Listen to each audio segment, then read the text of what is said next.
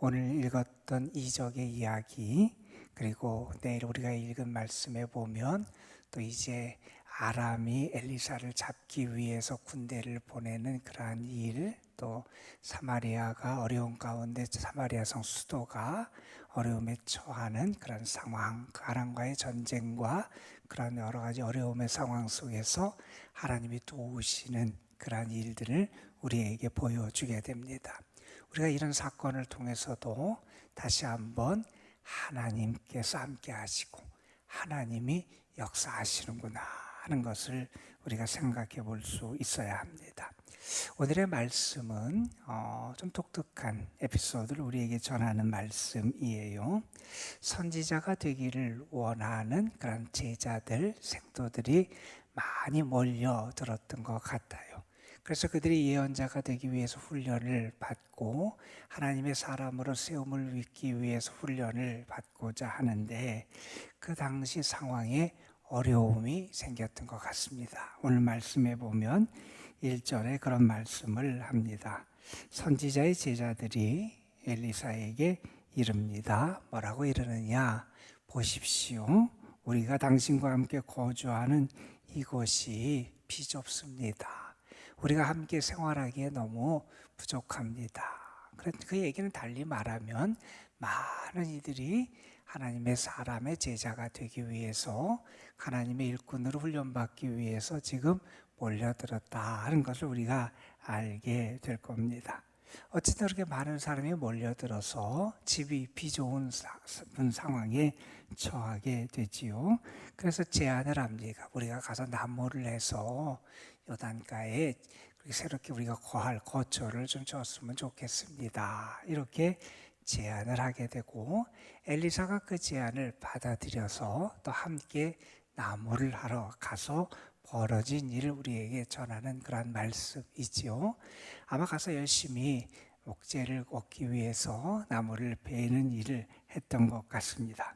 4절에 보면 그들이 드디어 함께 요단에 이르러서 나무를 베고 있는데, 5절에 보면 한 사람이 나무를 베다가 쇠도끼가 물에 빠지고 만 겁니다. 강물에 빠진 쇠도끼. 근데 그 사람이 이렇게 말하지요. 아, 내 주여, 이는 빌려온 것입니다.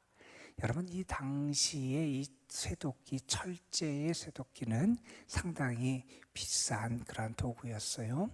그 일을 하기 위해서 남한테 비싼 도구를 빌려왔는데 그 쇠도끼가 물에 빠지고 만 겁니다. 그래서 어떻게 해야 될지 몰라서 그렇게 단식하며 이야기를 했더니, 이 엘리사가 어떻게 하느냐, 어디 빠졌느냐 묻더니 그곳에 나뭇가지를 하나 베서 물에 던집니다. 나뭇가지가 물에 떴겠지요. 그랬더니 어떤 일이 벌어지느냐, 그 나뭇가지가 그 쇠도끼를 끌어올리게 됩니다. 그리고 엘리사가 말해요. 뭐라고 말하느냐, 그걸 잡으라. 그랬더니 그 사람이 다시 그 쇠도끼를 얻게 되는 그러한 말씀이 오늘의 내용입니다.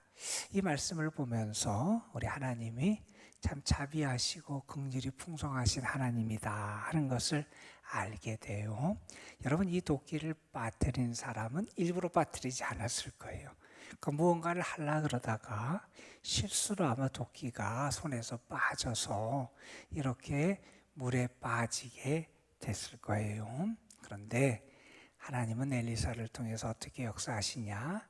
실수한 그 사람도 하나님이 도와주시는 그런 은혜를 베풀어 주세요. 물론 우리의 삶에서도 이런 하나님의 은혜가 함께할 때가 많아요. 내가 고의가 아니지만 내가 실수하고 잘못했을 때 하나님의 은혜의 손길로 우리를 인도해 주시고 우리를 도와주시고 우리를 그 상황 가운데서 벗어날 수 있도록 이끌어 주시는 은혜를 하나님 베풀어 주시잖아요.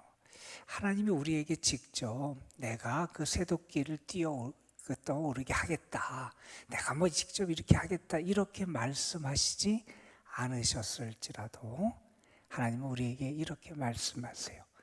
너희 염려를 다 주께 맡겨라.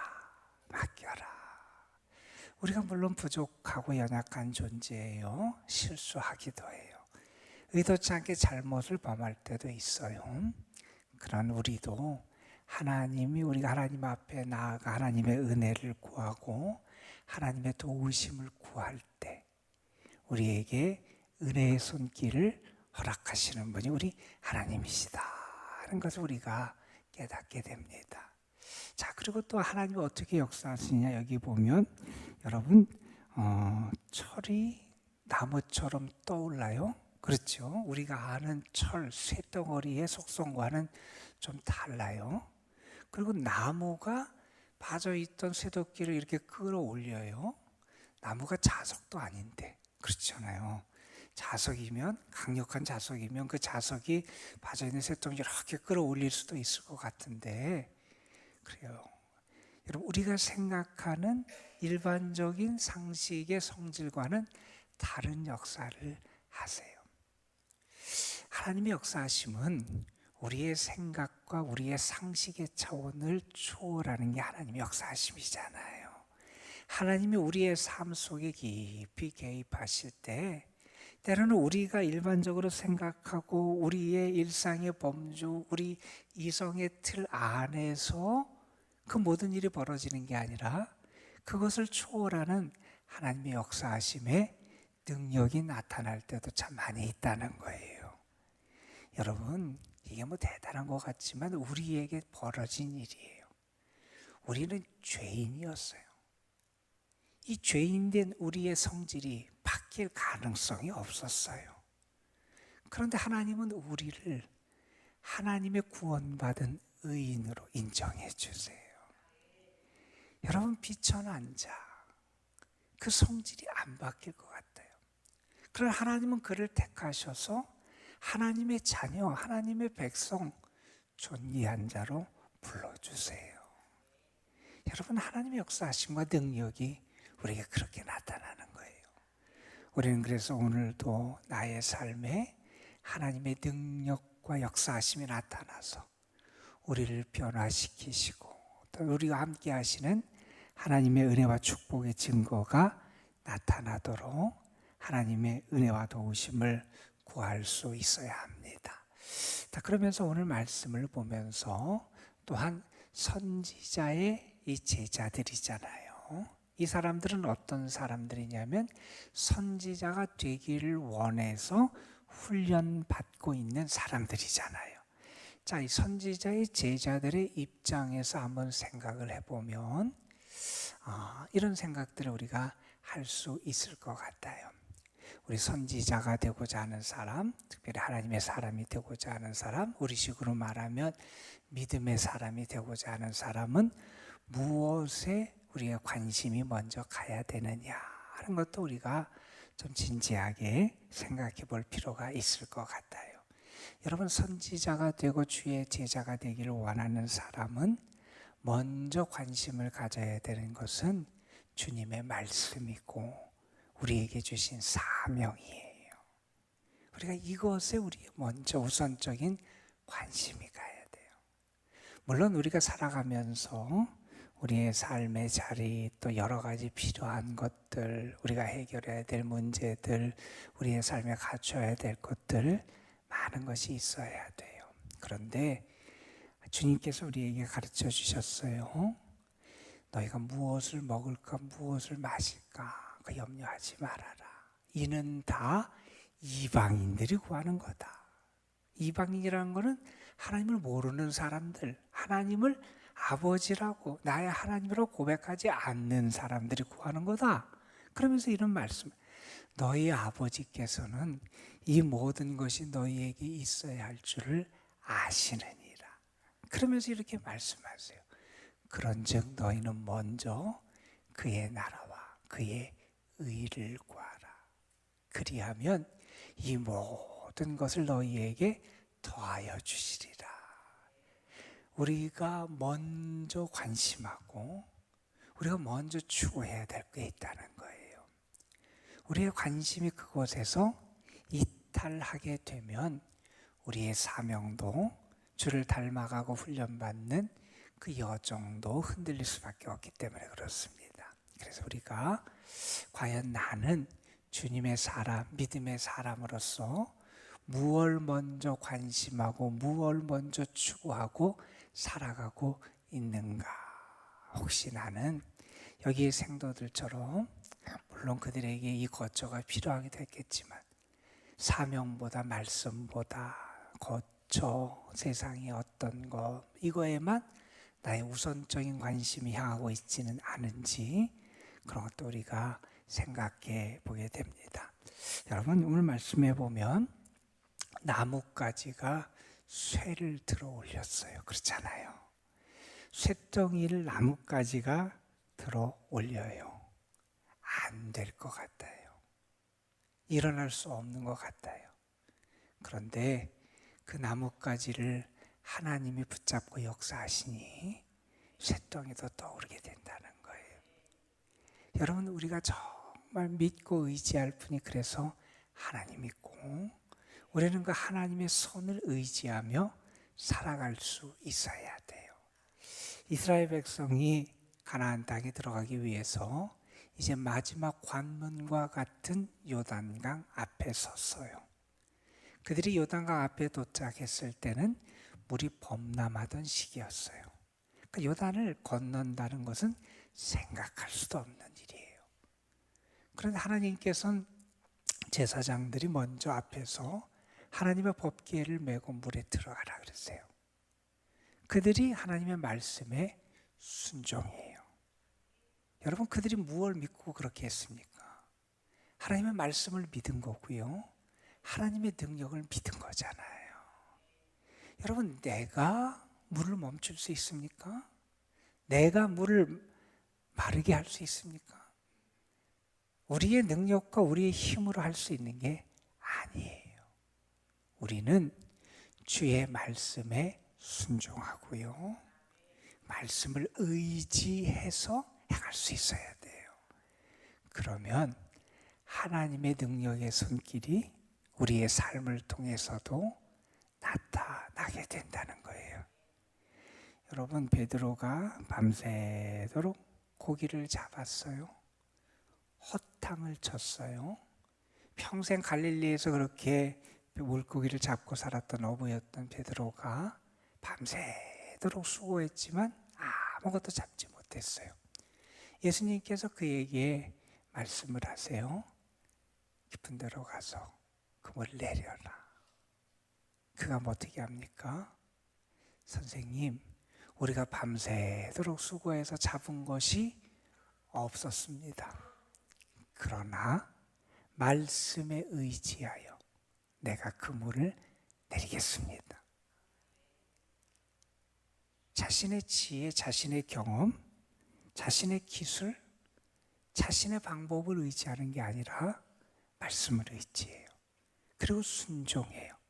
그건 뭐냐 하면 주님을 믿고 주님의 말씀을 믿고 주의 능력을 믿은 거잖아요. 그럴 때 그의 삶을 통해서도 하나님의 살아계심과 은혜의 증거들이 나타나게 되더라는 거예요. 여러분 오늘 말씀은 아주 가벼운 에피소드 같이 지나가는 그런 이야기예요.